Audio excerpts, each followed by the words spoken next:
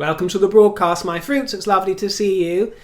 Today we're going to skip through some royal news because there's nothing better to talk about today.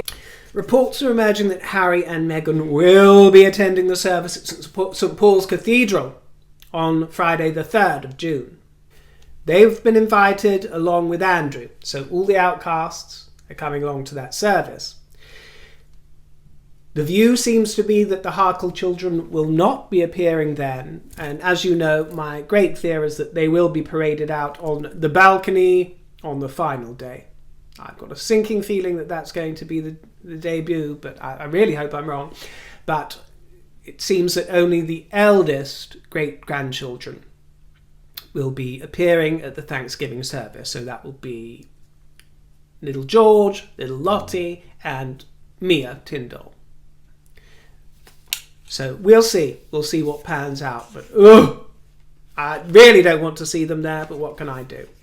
And in celebration, the Waxwork Museum, Madame Tussauds, has temporarily reunited the royal family with Harry and Meghan's likeness. Don't you think he looks more appealing in wax? I've got to tell you, I wouldn't mind a bit of that waxwork version. It looks a bit better than the real thing. More appetising, but there they are, they're back in the fold. I'm not sure which version of Meghan looks more fake though, that or the real thing. Maybe you can tell me.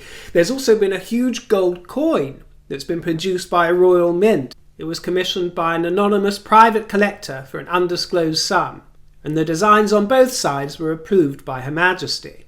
It's got a face value of £15,000 and took 400 hours to make. It's beautiful, isn't it? Other members of the royal family stood in for Her Majesty at the final day of the Buckingham Palace garden parties. Did you see our beautiful Catherine wearing this wonderful creation in mint? I believe she wore it before in 2019, but I can't remember if she paired it with this hat or not. I don't think so. This wonderful hat. Wonderful asymmetrical hat there with a large floral corsage. I thought it was like a mint whipped souffle, just really beguiling, and I love that colour on Kate. It's a custom-made dress, made by a private dressmaker. And to my eye, those heels she's wearing seem to be exactly the same as the pink version she wore with the coral number last week. They look exactly the same to me, and I love those heels. And the earrings are gorgeous, aren't they? Dangly aquamarine gemstones made by a brand called Carousel Jewels.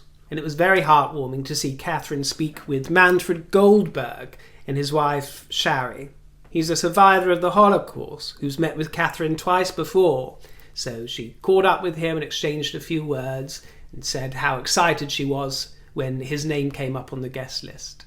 And, you know, I saw a review of this. I can't remember the name of some blogger or vlogger. I saw a review of someone from Yorkshire, some Yorkshire lass who attended the garden party, and she gave a review and she said, Catherine and Willie, all the royals are there chatting for hours. They don't just show a face, have their photos taken and leave. She said they are there for hours. And as you can see, it's all weathers. You know, this is one of those typical English days I've been telling you about where it's rain, shine and everything in between.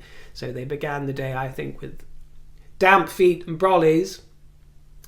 Poor things. And then the sun broke and you got a bit of sunshine there. So very glad about that. I'm really keeping my fingers crossed that we don't get a downpour for Platinum Weekend. That would just be really heartbreaking. Let's all pray to the sun god, shall we, for some nice clement weather next weekend. William was handsome and resplendent in that topper. What a treat. Looked absolutely gorgeous in a blue tie, and Edward was wearing a red tie. And they both looked very dashing, as did Sophie in blue. As for Beatrice, I rather liked her dress, and Beatrice wouldn't be Beatrice without one of her headbands, would she? So she had that on full display. The dress was by self-portrait. The Duke and Duchess of Gloucester made an appearance as well. And this rather delighted me because we got to see William in scrubs in his capacity as president of the Royal Marsden Hospital, which is a cancer research centre. And you know what? I'd never noticed before. The fur on his arms. I didn't know it was quite so hirsute. I think he's got a bit furrier over the last few years, perhaps. But some tufts poking out at the chest and rather hairy arms. I thought it was a treat, I've got to tell you. Lovely bit of fur, isn't it, my dears? Something for Catherine to cosy up to at night. I don't use social media, but for those of you that do, there's a new symbol that you can use that's been released by Buckingham Palace. PJ the Corgi. How adorable is this? And apparently you can use it on Twitter and Instagram. It's an emoji that will appear when you're typing if you do one of those hashtags, hashtag Platinum Jubilee or hashtag HM70. The royal family have also released new Jubilee stickers that you can use on Instagram. The tributes to Her Majesty keep pouring in, and this time we have a new sculpture of the Queen riding her favourite horse, Burmese, and it's going to be unveiled at Sandhurst to commemorate the Jubilee. And the sculptor, Alison Wallace, said that it celebrates the links between the Queen and the Army. It's going to be the first sculpture on display at the Royal Military Academy. Her Majesty was gifted Burmese by the Royal Canadian Mounted Police in 1969, and she rode the horse at Trooping the Colour for 18 consecutive years. My crush on the Wessexes seems to be growing and growing. I can't stop it. I just love them.